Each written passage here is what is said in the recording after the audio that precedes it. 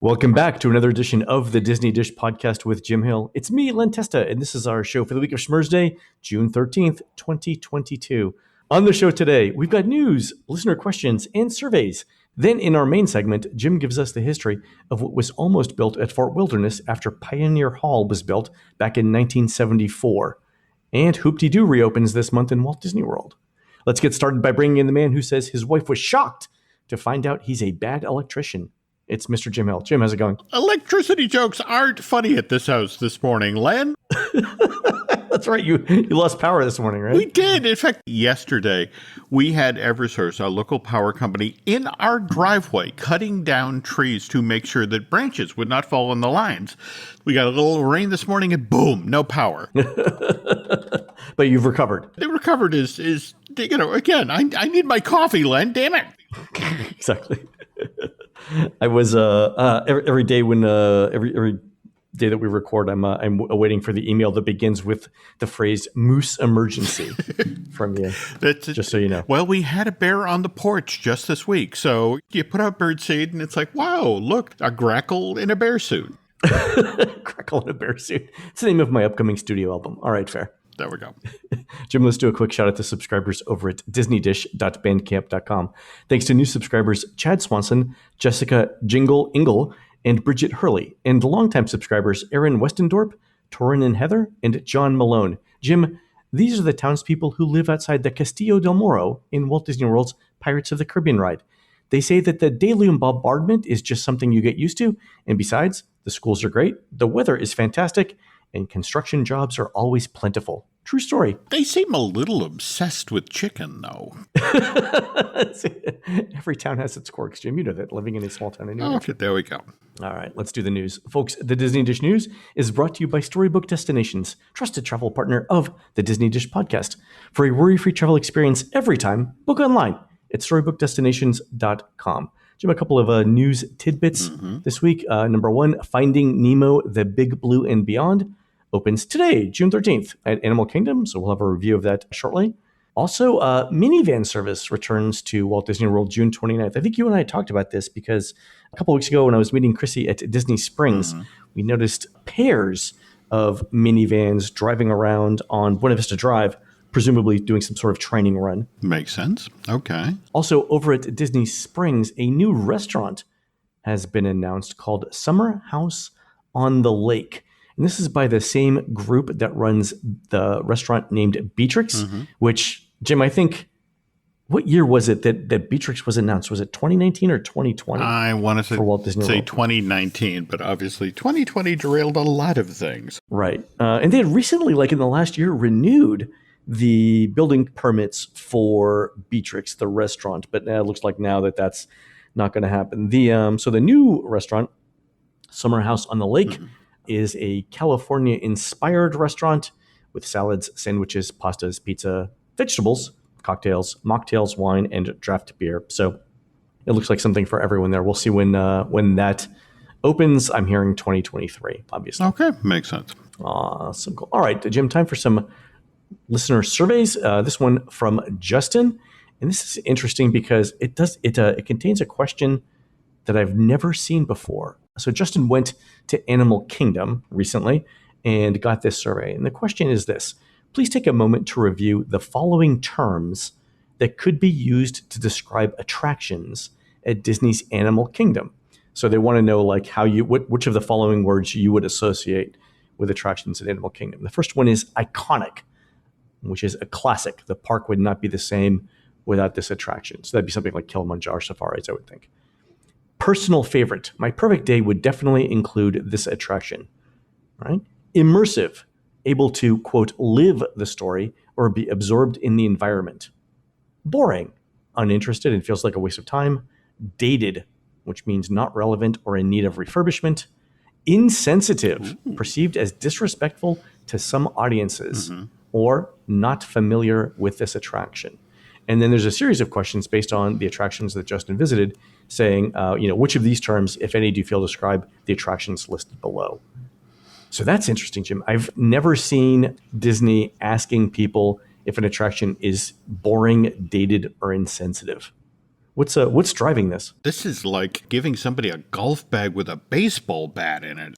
I mean, the first ones are good, right? No. We can all agree. Yeah, we can all identify the iconic attractions in a park and the personal favorites. But boring, dated, and incentive, that's literally half the adjectives. Yeah, but Disney writes a survey with an intent in mind. And Joe Rohde, the mastermind behind Animal Kingdom, has been out of the company for 18 months, 2 years at this point. And Joe was the one who was very vocal about things to the effect of, Zootopia does not belong in Animal Kingdom. That's not right. And I look at something like this, and it's just sort of like when you put boring, dated, and insensitive on the table, you're looking to make some changes. Yeah, that's those aren't the words that promote the status quo. No, not at all. Holy cow. Okay. I'm just kind of shocked to see a survey go out that, lately we've seen a surprising number of brutal surveys. Oh, yeah. Somebody's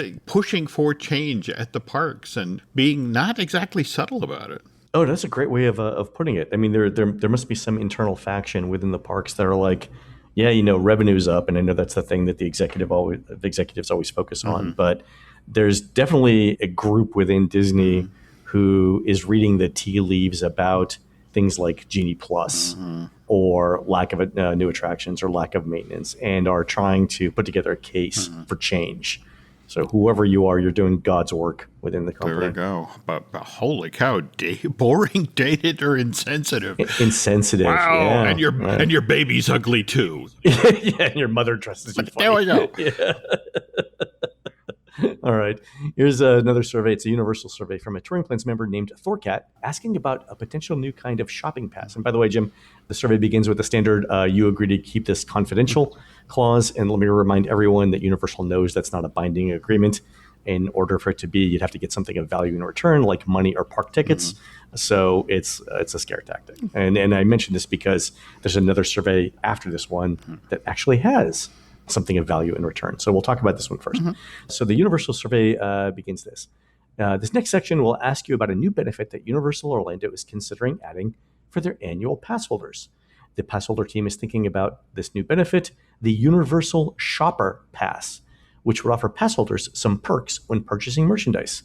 The Universal Shopper Pass would include a 10% discount on merch at Universal Orlando and shop.universalorlando.com, a free seasonally themed lanyard, 4 per year, exclusive member shopping events, and exclusive access to the Universal Orlando garage sale. By the way, Jim, does Universal Orlando actually have an annual garage sale now? Yes. Now, mind you, it's one of these things that typically they only make available to Universal team members. Ah, okay. So this is sort of like Cast Connection? Yeah. So, okay. I mean, that's a cool perk in and of itself. Oh, yeah. I mean, I know a number of people, and only one of them named Derek Bergen, who would love access to that sort of stuff. Absolutely. The next question is, the Universal Shopping Pass would be included for free. And with your annual pass, how interested would you be in having this included? So very interested, not interested, or uninterested, and so on. The next question would be, if your Universal Orlando annual pass did include this Universal Shopper Pass, on how many of your next 6 visits would you spend more than $50 on merchandise? And the options are 1, 2, 3, 4, 5, or 6 or more visits, or 6 visits. Or I would not spend $50 on merchandise. So, Jim, I think they're trying to figure out here what the potential revenue would be. Yeah, that certainly makes sense. But at the same time, when you think about the number of folk, how many people are going back to Universal these days just to see what's in the tribute store? And that changes out at least 4 times a year now. Yeah, and that's good. I mean, variety, especially in things like that, variety is key, right? It's got to keep people coming back. Yep. The survey also includes this question, and I'm interested in your take on this one, Jim. Below are some of the annual pass holder benefits that you receive, including the Universal Shopper Pass. Please select 3 benefits that are most appealing to you. And by the way, Jim, there's a corresponding question that says least appealing as well, so keep that in mind. Admission to the pass holder lounge, and I got to admit, as a pass holder, I've never been in the lounge. Discounts on food, merch, and specialty items. Discounts at City Walk, discounts on tickets to Halloween Horror Nights, discounts on Universal Orlando hotels. That's got to be number 1 for me. Universal Shopper Pass, early park admission. That's in my top 3.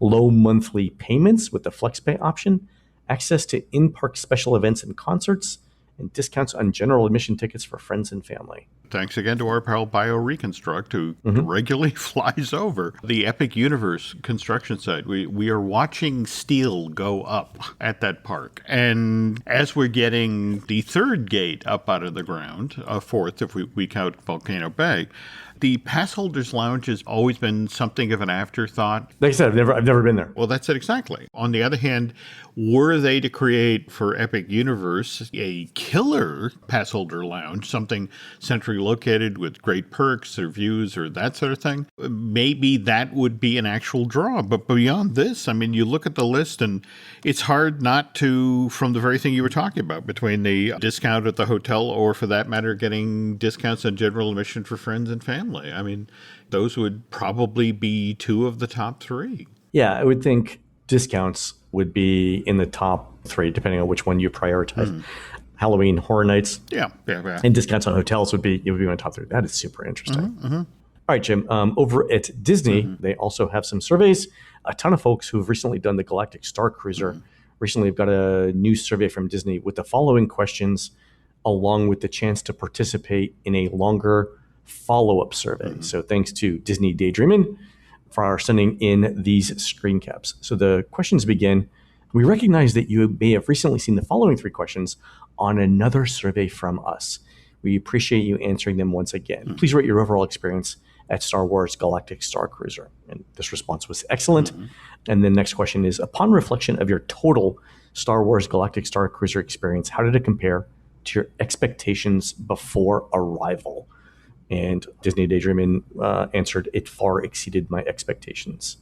Next question is, Star Wars Galactic Star Cruiser represents a new kind of experience at Walt Disney World Resort. In your own words, how would you describe it to someone who has never been before? What words or phrases come to mind that you would use to explain what it is? So, Jim, let me ask you this question. Why do they want to know what words you would use to describe it? In a situation like this, with this price point, and given your own experience on board the Halcyon, you enthusiastically evangelized. Oh, yeah. And I think it's got almost uniform praise. I mean, there's always, rough edges, stuff that you can improve, but overall, it is very highly rated.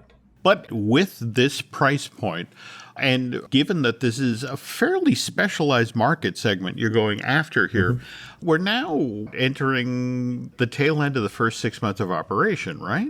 We're at 4 months, right? So March, April, May, and June. So we're in month 4. But again, you're looking over the horizon here, and it's like your early adopters have done it, and the folks who are diehard Star Wars fans and that sort of thing. But you now are entering that period where you're going to actually have to market. You're going to have to actually sell this thing. Okay. What are the people who are most enthusiastic? How are they describing this? And particularly, how are they describing this to friends and family? And looking to incorporate that language. They're looking to refine their pitch based on what the early adopters thought of the place and what they're telling their friends and family. So you think it's marketing? Gotta be. But at the same That's what I time, think. just remember, we're coming out of the Star Wars Celebration where we just learned, for example, that we've got Boba Fett and Fennec Shand suddenly appearing in the Disneyland version of Black Sparrow Outpost. And relatively soon, we're going to see the Mandalorian and Grogu also popping up in that park. And there seems to be a course correction going on in regard to Star Wars Galaxy's Edge. Oh yeah, we haven't talked about this. We should do an entire show on it. But yeah, the timeline is out the window. Yeah, and that gets a little problematic given if you think about the show on the Halcyon, which is very timeline locked. Not that necessarily that's a bad thing. Star Wars is a big universe, and more to the fact that Black Spire Outpost is a big place. Just because something that's tied to the most recent trilogy is going on at one end of the park doesn't mean that down in the bazaar or in a back alley, Boba Fett can't be hanging out or the Mandalorian can't be there with Grogu. There's nothing in the Halcyon set, the hotel itself, that would prevent it shifting timelines back to the classic timeline of Luke Skywalker, Princess Leia, and Darth Vader. I mean, they could do special back-in-time cruises. A number of folks who received this survey were intrigued by who had mailed out the survey that they got, which was that it came from the Disneyland Research Office rather than Walt Disney. Yeah, that was a typo, but they fixed that. Okay. Yeah, they fixed that last night. I actually sent out an email saying it says it was from Disneyland. It was really Walt Disney World. All right, because there were a number of people who that caught their attention. And yeah, typo. Yeah, that happens. Okay, that cool. Happens. The last question here, and by the way, if any of our listeners get a chance to do this, please let us know what they asked. But the last question is this. Thanks for answering those questions. Based upon your answers, you may qualify for an exciting paid research discussion. We'll be conducting online focus groups via webcam on Monday, June 20th, continuing through Thursday, June 23rd. The purpose of the discussion is to capture your thoughts and opinions about your recent visit to Galactic Star Cruiser. You'll be speaking with a Disney researcher via webcam for about 90 minutes with 3 to 4 other participants, and would be compensated with a $175 Disney gift card after the discussion. So, Jim, that tells you the amount of money that they think this is worth. But number two, because you're getting a $175 gift card, Disney can then request a binding confidentiality agreement. That's how that works. Okay. And in fact, the next thing is, please note that you'll be asked to e-sign a standard interview agreement form prior to your discussion. So that's that. What I love about this, Len, is $175. Anybody who's been to Star Wars, that's worth 20 minutes on the Galactic Star Cruiser. or to the point that still doesn't get you a lightsaber. It's like, exactly. You're $20 short. With which you can buy 7/8 of a lightsaber. There we go. Yeah, exactly. So, by the way, Jim, in the breaking news segment, this happened 5 minutes ago. Did you see that Disney's fired Peter Rice? Oh no, really? Yeah, super interesting. All right, we'll talk about that on the next show. Yeah. Okay. All right, on to listener questions. Here's one from Joe TV, who says, thanks to Christina for the tip about the tomahawk steak at California Grill. It was delicious. Also, a few months back, I wrote in about the Twilight Feast at the Polynesian, and during my trip this week, and that was the week of June 6th, found that room service has not yet returned to the Poly. Keep up the good work. All right, thanks for that, Joe. That's really good. We should have Jim. We should have Chrissy on to talk about her latest trip to Alani. I'll see if I can. Oh, that would be great. I am also. She's got to be going to Hoop-de-Doo. First night. Yep. All right. I think the first night at Hoop-de-Doo is literally nothing but Disney Dish listeners, based on the number of emails that I've got on it. Okay. Good to hear. Good to hear. All right. Here's a question for you, actually, from Joe from Lisle, Lasle, Illinois. My family and I are planning a Walt Disney World trip for May of 2023. And I was wondering if there's been any news regarding the Play Pavilion that's supposed to replace the old Wonders of Life Pavilion in Epcot. This will be our first trip since my wife and I went there for our honeymoon in 2011. And Epcot is far and away my favorite park. So, Jim, we're less than a year out from May of 2023. What do you think about the Play Pavilion? I wish I had better news about this, but there are so many people within the Disney company who wish the Play Pavilion was already up and running, because this was supposed to be sort of the real-time lab for a lot of stuff that consumer products wanted to do, and the various online arms of Disney, and the fact that because of the pandemic and because of different stuff now being prioritized, the Play Pavilion is off the table for at least the next year and a half, 2 years. Yeah, I don't think it's happening anytime soon. Number one, I don't know that they have any ideas. Number two, and this is a part of it. I mean, vaccinations for small kids are not yet widely distributed, so difficult to do an indoor, hands-on, kid-focused attraction in that environment. And the folks I've been talking with, what's especially frustrating is that so much of what had already been created for the Play Pavilion, it's kind of the equivalent of opening the Kim Possible 2 years after the show is off the air. And that's the thing. It's like, oh, well, great. Let's do a Baymax, something based on Big Hero 6, the animated series, as opposed to Baymax shorts that are about to debut on Disney+. It's just, we're out of date, so. It was perfectly acceptable for the year 2020, right? That was the idea. There we go. So, all right. Here's an email from Jeff who says, I haven't seen the friendship boats running between Mexico and Germany at Epcot for a long time. Recently, I noticed that the boat route has been removed from the park map, leaving only the launch from Canada to Morocco.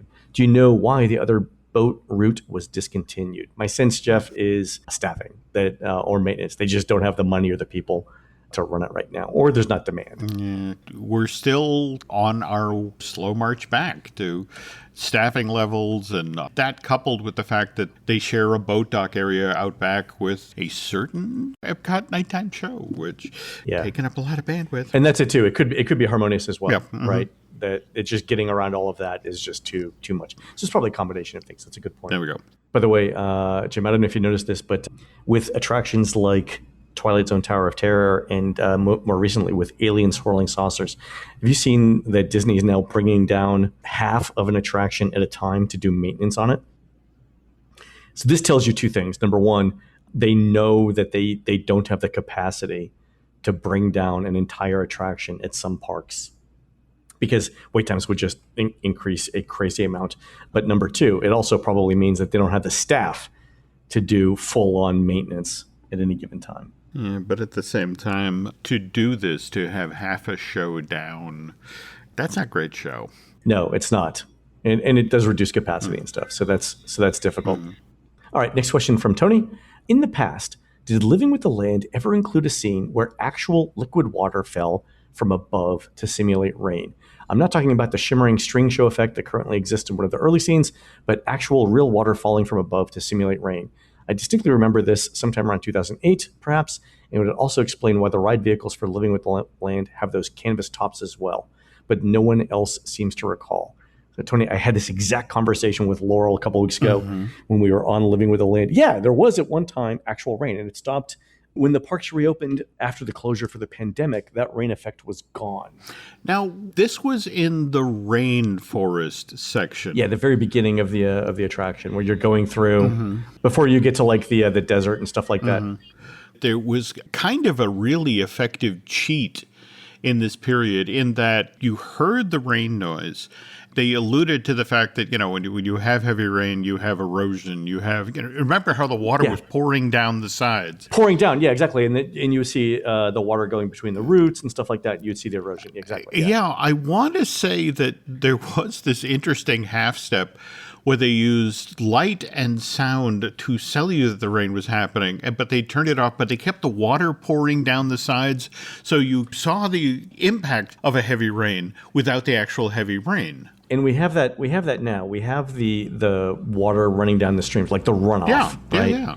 But we don't have rain actually falling. This is interesting. I'm going to go back and look to see if I can find old video of Living with the Land back from like the 90s to see if we can find video proof of this. But yeah, I swear, just like Tony, that at one point there was actual rain falling. That's the wonders of visual effects. But yeah, let's do some research. Let's find out. All right, last question. This is from Lori, and it also includes, Jim, our top tech tip of the week.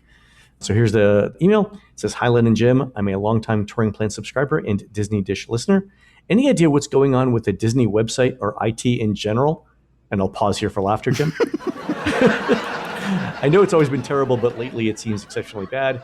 There have been many times I can't make reservations or modify them, which leads me to 30 plus minutes on the phone. What's strange is I can always modify reservations on my mom's account.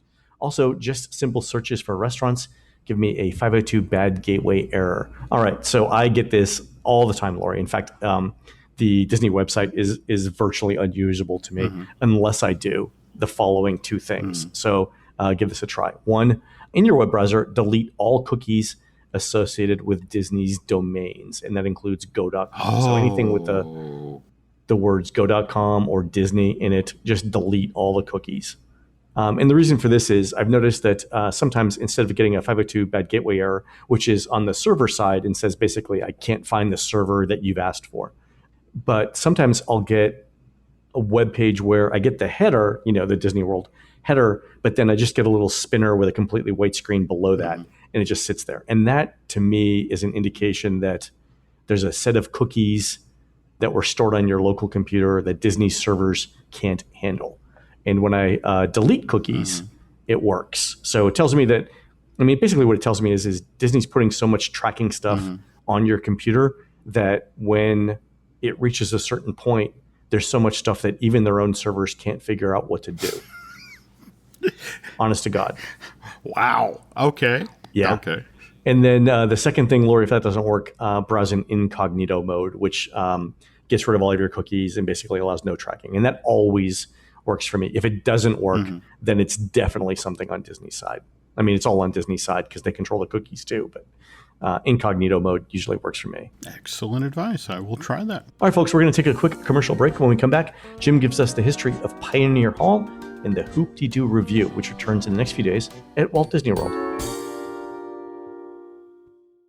Okay, anyone who listens to this podcast knows, in order to tell a lot of the stories that I regularly share with listeners here, I do a crazy amount of research. And that means subscribing to a frighteningly large number of newspapers and online magazines. Mind you, that's never my plan going in. Each time I sign up for one of these things, I tell myself I'm just going to do the free trial.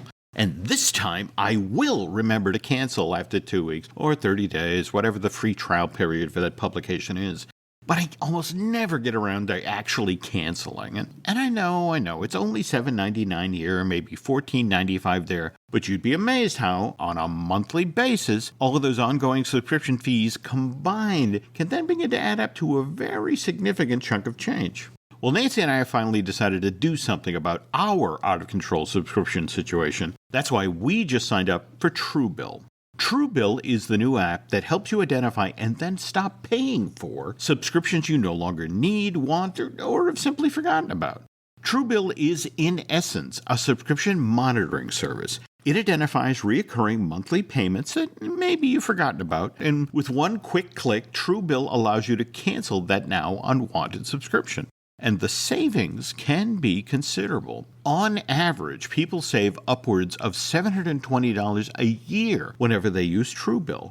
And some folks have saved considerably more than that by using this app. Take, for example, this testimonial from Matthew B., who says, "In a matter of seconds, I saved $660 for the year on my DirecTV bill, saved $120 for the year on my SiriusXM bill, saved $840 a year on car insurance." Now, those are the sorts of numbers that get my attention.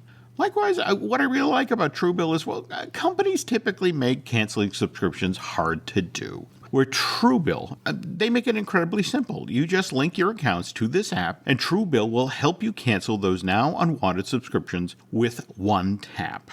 Look, everybody's talking about inflation these days, so isn't it time you start doing the more financially responsible thing, which is stop spending and start saving? So don't fall for subscription scams. Start canceling today at Truebill.com/DisneyDish. Join the more than 2 million Truebill members who've taken back financial control. Go right now, Truebill.com/DisneyDish. It could save you thousands a year. Again, that's Truebill.com/DisneyDish.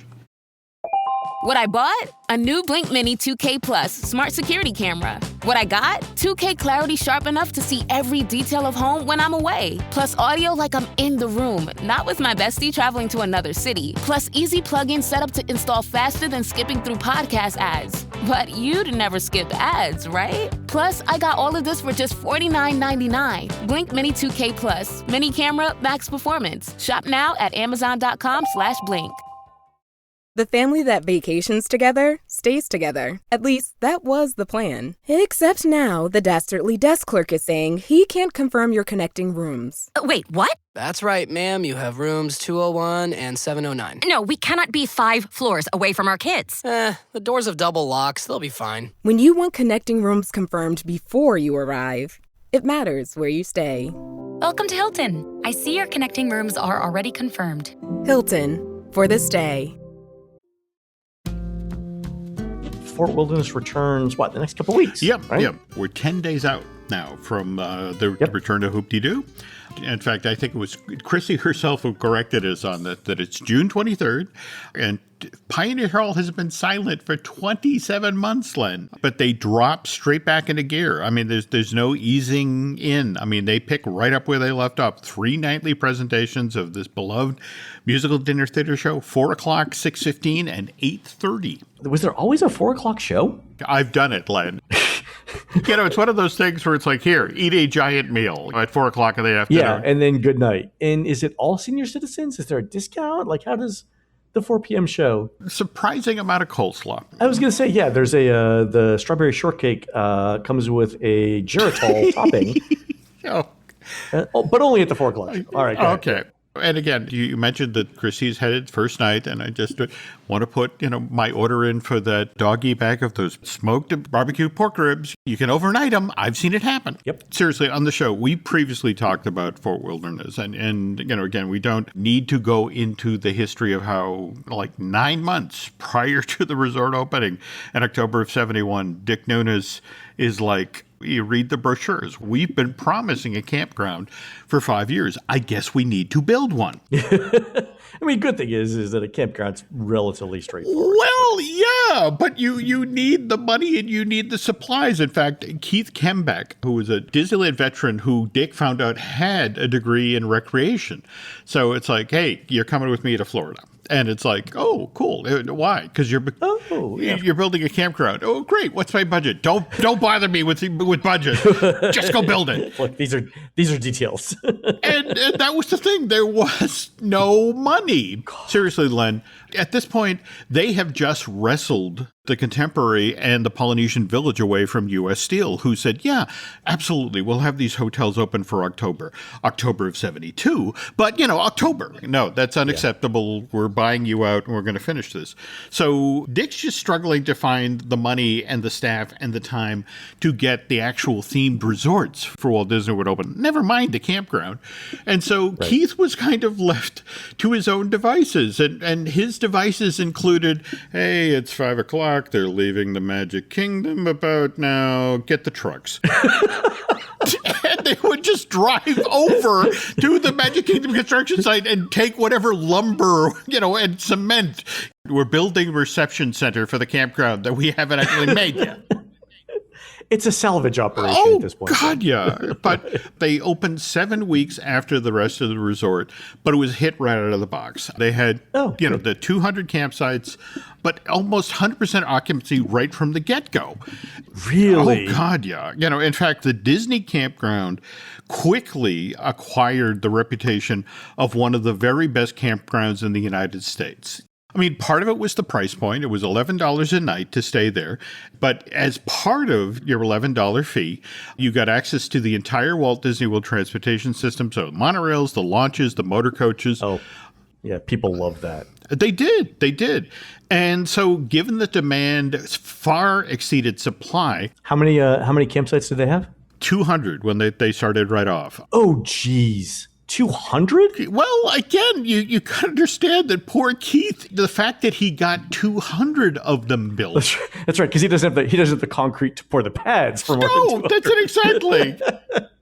But they got the first 6 loops set up and running, and it was a very big deal when they announced October of 72, Disney World celebrating its first anniversary. And one of the items, between mentioning, hey, we're getting Tom Sawyer Island up out of the ground, and, our paddle wheel boat, and, and Pirates is coming. And, oh, by the way, we are more than doubling the size of the campground.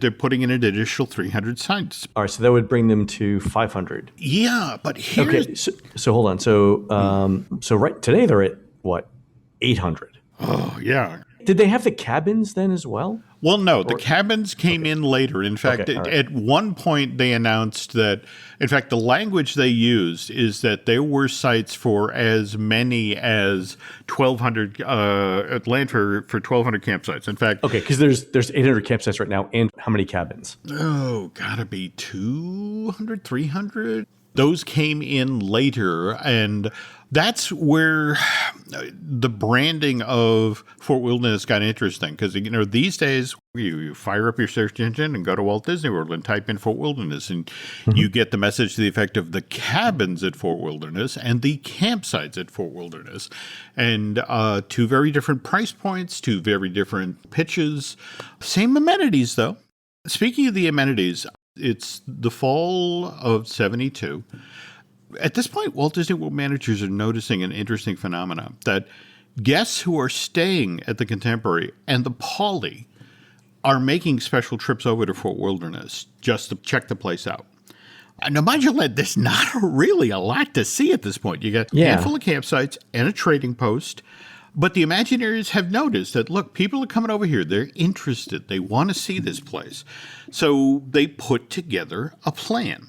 And if you remember your layout of Fort Wilderness, you have your reception center right up at the edge of property where people drive in, you get your map, you pick up all of your registration info, and then you drive down to the campsites. And then there's this rather long hike down to the waterfront. And there was this chunk in the middle that had where the Tri-D Circle Ranch, where the horses that pull the trolleys on Main Street, that's where they schlepped them back and forth each day. And this is also where the petting zoo was. And the notion was you had this chunk in the middle with the Tri-D that, we should do something with that. So the decision is made that this is where they're going to build what they called the settlement. But to facilitate development of the settlement, what they decide to do is build a 3-mile round-trip steam train route that will take guests from reception all the way down to the waterfront. Then there'll be various stops for different loops of camping. But the big deal is that they will also stop at the settlement. And the first part of the settlement is Pioneer Hall. Very big deal. I mean, hand-fitted pine logs from Montana, 70 tons of stone brought up from the Carolinas. This facility gets up and running for April 1st of 74. But the interesting thing, Len, if you look through any of the press materials that are done during this period, there is absolutely no mention of Hoop-Dee-Doo. There is talk of, Pioneer Hall will have a 250-seat steakhouse where ranch-style barbecues will be offered, a 150-seat snack bar, a couple of theme shops, and an arcade for after-hour recreation. And if you dig down in the press release, they do mention that, this new service-oriented campground complex will have a stage for musical stage shows, but nothing, All right, so they don't say whether it's indoors or outdoors, whether it's going to be scheduled, and it's definitely not integrated in with this 250-seat steakhouse idea, right? No, not at all. So you mentioned the train, and we've alluded to the train before at Fort Wilderness, but something that's never been clear to me is, was the train supposed to be the primary mode of transportation to get guests from check-in to their campsites? Like you're supposed to carry luggage and stuff on that? Or it was just like, this is a fun thing to do to get you around the resort? The steam train at Walt Disney World, there were 4 of them, Len. Oh, geez. Okay. Each of the trains could pull 5 cars, which could then in turn carry 90 passengers. So when you're working the math there, it's like, that's really not a whole lot of people. It's cute, it's decorative, it's a fun kinetic. But the very thing you're talking about, the notion of, can I grab my suitcase and my tent and can I go down to my site? And it's like, well, no, not really. But for folks who were driving into the parking lot and looking for a way to get deeper down into Fort Wilderness, it was a fun way to travel. In a weird sort of way, it was neither fish nor fowl as far as the transportation system. They installed it the summer of 73. They began testing it in the fall, and Disney's own railroad people were like, you guys rushed this. We should have done a better job with this. But on the other hand, it's like, look, we've invested. This has to go. So Christmas week of 73, January 1st of 74, it gets up and running, and it's plagued with issues almost from day one. But remember, you built this system because you want people to go to the settlement, because Pioneer Hall is only the first stake in the ground.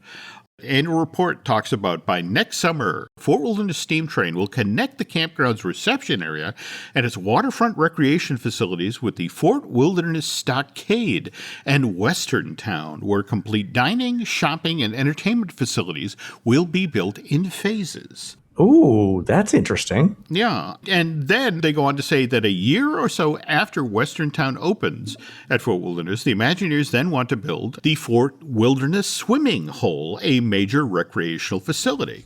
Okay. That got done. Well, yeah, but again, then on the other side of what eventually became known as River Country, they wanted to build a fun house. It would have been located on site there at Fort Wilderness, just a short walk away from Pioneer Hall. It would have featured show scenes designed by Mark Davis, and it would have been housed in this eccentric-looking mansion that would have been called The Roost. Oh, and this was like one of the original ideas for Haunted Mansion, right? Which Mark Davis worked on. It was a walkthrough, sort of like House of Oddities. It definitely had a early Haunted Mansion vibe. And in fact, the folks who built the mansion did appear in ghost form throughout the house. Wow. By the way, if you're interested in this at all, the 2-volume set of Mark Davis's concept art by Pete Docter and Chris Merritt has pages and pages of stuff that Mark did for this in '74. Really? Oh yeah, it's amazing. Oh, I got to go back and look at it because I only skimmed the Mark Davis book, which, by the way, is fantastic. Like, anyone who's a Disney theme park fan should definitely own the Mark Davis book. I've never heard of this though, Jim. I missed it. Is there any Disney hotel that actually has an attraction? Well, this was the thing that they had discovered that Fort Wilderness, folks who were vacationing at Walt Disney World had begun to think of Fort Wilderness as a destination within the resort. In fact, had they gone forward with construction of the Roost, which supposedly would have been up and running by summer of '77, the year after River Country opened, again, the idea is that had to be open for America's bicentennial. What Walt Disney World officials envisioned was they would literally be able to sell a special Fort Wilderness ticket book to people who were vacationing at Walt Disney World. So this is what they envisioned as a full day of fun at Fort Wilderness. Say you're staying at the Contemporary. Okay, so you go outside. Yes, you could take a launch from there, but let's say you climb in a motor coach, you drive up over to the reception area at Fort Wilderness. You then get off the bus and you get on the train, which then takes you down to the campground settlement area. Okay. That's already an attraction in and of itself. There we go. As we know from the Skyliner, right? Okay. All right, so you spend your morning swimming at Fort Wilderness. You and the family finish at River Country. You walk back up to Crockett's Tavern, get a quick service meal. You then wander over and explore the Roost. You also have the option of, say, hiking on one of Fort Wilderness nature trails or visiting the petting zoo. You and I have done this. Yes, we have. But at the same time, you also have the option of going horseback riding. You then catch a performance of Hope You Do review at Pioneer Hall. You do a little souvenir shopping at Frontier Town and maybe wander around the stockade, which is very much like the fort out on Tom Sawyer Island. We're now at dusk, so you walk down to the waterfront at Bay Lake at dusk, and you catch a presentation of the electrical water pageant. Oh, yeah, okay. And then you grab the train and head back up to the reception area and grab a motorcade back to your hotel. That's a full day. It's a full day. Yeah. I love the idea. And so did the managers at Disney, because they were like, this is during the era when you sell a ticket book to folks who get into the Magic Kingdom, and the notion of, wow, we can sell them an additional ticket book that's strictly about Fort Wilderness. And because, hotel, right, yeah. and they have to spend the day there because, well, I got a ticket here to go into the Roost. So, we're not going back without going into that. But anyway, this is the plan as of the fall of '73. But then, of course, the Arab oil embargo happens, and then attendance levels at Walt Disney World fall off by 20%. And that's largely because the folks who used to drive down to Walt Disney World are now concerned that, well, what if I start on this journey? And, remember, we're in the middle of even odd gas rationing, at that point, and there are gas stations that were running out of gas. And it was like, what if I start down on this trip and can't get the gas I need to complete the journey? And the Arab oil embargo had a huge impact on Fort Worth. We were talking about how well they did, what the demand was, and how even when they built the 300 new campsites, that they're still in huge demand. Heading into 73, 74, suddenly Fort Wilderness is having issues because, of course, if you're hauling a trailer down there, and again, you're worried about gas. So occupancy rate at the campground falls off by, down to 70%. And as a result, the managers there get spooked. So they table a lot of the things that were planned for the settlement area. The stockade and Western Town gets put on hold. Likewise, the Roost. And the only reason in the face of the Arab oil embargo that River Country actually got built is they had already ordered the 2,500 feet of flume. Oh, we'd already bought it, so now we're going to go through with it. Yeah, no, that's it exactly. It was still on its way. So that does then get built. But if we jump ahead now to the annual report for the tail end of 74, Talking about Pioneer Hall. It's like Pioneer Hall, a major entertainment, restaurant, and arcade facility, opened in March and soon established itself as a popular guest attraction and profitable operation. Ooh. Now, you'd never get these sorts of stats out of the modern day Walt Disney Company, but it says twice as many guests come from the resort hotels to attend the dinner show at Pioneer Hall than from the campground itself. Oh, I'm sure that's still true. Wow. Okay. And the reason why you know this, just as a hint, is Jim, we just talked about minivans returning to Walt Disney World. But remember, one of the things that the minivans can do that regular guests can't is drop you off directly at Pioneer Hall. Oh, that's right. You can and that's a huge advantage to guests staying at Disney resorts because it really cuts down on the transportation time needed. So Disney would only do that because it's an extra expense, right? Disney would only do that if a significant number of guests were actually coming from outside of Fort Wilderness to go to Hoop-Dee-Doo. Excellent. And that tells you that it's still true. Okay. Well, just as we close things out here, it's important to know that Disney didn't entirely abandon its plan to turn Fort Wilderness into a day-long vacation destination. When River Country opens on July 19th, 1976, this 5-acre water park starts drawing on average 4,700 people a day, Len. Wow, that's good. I mean, for a water park? But here's the thing that fascinated Disney, that, they're like, oh, geez, 4,700 people going over to River Country. What's going to happen at the Magic Kingdom? And, so they figure we're going to see a downtick, because obviously people going over there. No. The Magic Kingdom attendance levels stay rock solid. And it's like, wow. Are you telling me 5,000, nearly 5,000 people are coming into the resort just for the day to go to this water park? Do you know what Disney would do today for an additional 5,000 people per park? I'm not saying they would sell their children, but I'm saying they would at least look at the market, kick the tires, as it were. There we go. I mean, little Billy's got some miles on him, but exactly. He doesn't eat much. He's small. He's got a bright future ahead of him. But immediately it's like, wow, okay, so what do we do? Can we expand River Country? And so the 76th annual report mentions Imagineers are making plans for more water rides, an additional raft ride, or maybe a 2-man boat ride.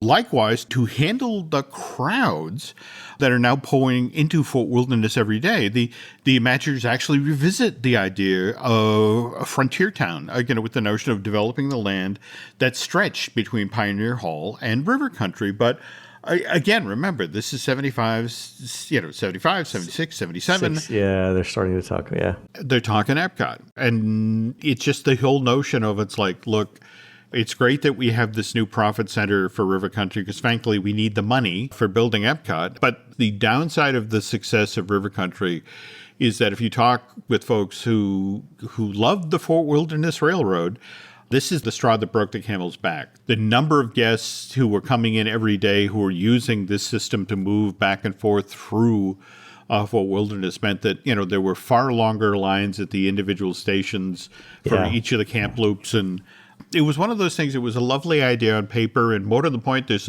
some beautiful paintings and posters that were created. Yeah, I'd love to see the concept art for Frontier Town. There's a couple of pieces out there. Tell you what, I'll send it so we can include it in the show notes. But yeah, let's do that. There is wonderful art of the stockade. But the one that's really intriguing, in fact, it circles back on the steakhouse idea. Pioneer Hall was doing so well at this point that they actually kicked the tires of a second dinner theater experience. And the notion was that, picture this, Len, you're in a Western town, but to one side of the street is kind of an open restaurant where you can sit outside in sort of a corral setting and look at the rest of the town. Sure. And across the street is, what looks like the saloon, and there's the blacksmith shop and that sort of thing.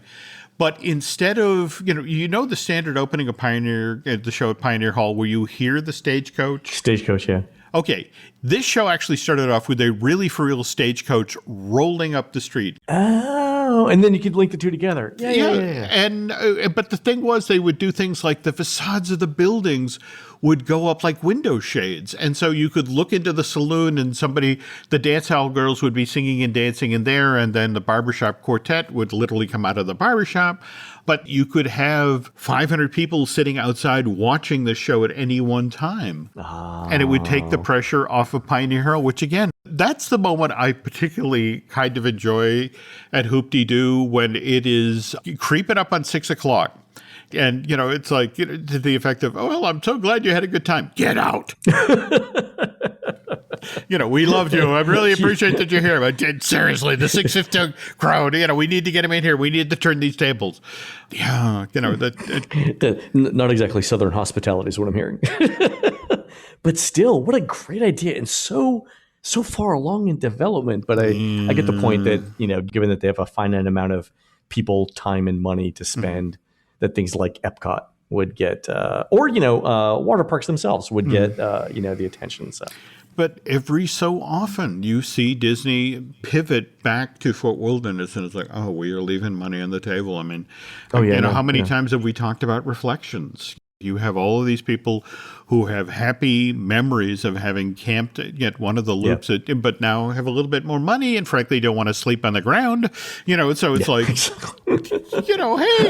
I do it like once every 10 years just to remind myself of it, Yeah. Immediately head back into where's my Craftmatic adjustable bed? So exactly. Followed up by a booking at the Senses Spa at the Grand Floridian. There you go. So that's fantastic. That's a great story, Jim. Thank you. I'm always fascinated by burrowing down into 70s Disney World history, because there is just so much what might have been. And so much they could have done, Yeah, so. Fantastic. All right, folks, that's going to do it for the Disney Dish show today. Please help support our show and Jim Hill Media by subscribing over at disneydish.bandcamp.com, where you'll find exclusive shows never before heard on iTunes. On next week's show, it's the anniversary of Disneyland's Monsanto House of the Future, and Jim will have all of the details. We're also recording a new Bandcamp exclusive on the Crane Company Bathroom of Tomorrow at Disneyland. Jim, you just can't get this content anywhere else. I don't know if that's a good thing or a bad thing, Len, but it was okay. It was funny because I was looking at something around the House of the Future, just sort of as background material, and I came across this set of articles about the history of metal kitchen cabinet fabrication, which has a link to Disneyland, but also one of the major vendors of this was in my old hometown of Youngstown, Ohio. In fact, the line was called like the Youngstown line of metal kitchen cabinets. So we have to link all of this in together at some point. Okay. Well, I will do some digging and see what we can pull out of Youngstown. Awesome. All right, folks, you can find more of Jim at jimhillmedia.com and more of me, Len, at touringplans.com. We are produced fabulously by Aaron Adams, whose 3D audio art installation, Old Man Describing a Staircase, will make its U.S. debut on Saturday, June 25th at the Kamino Island Summer Solstice Art, Beer, and Wine Festival 2022 on Sunrise Boulevard in beautiful downtown Kamino Island, Washington. While Aaron's doing that, please go on to iTunes and rate our show and tell us what you'd like to hear next. For Jim, this is Len. We will see you on the next show.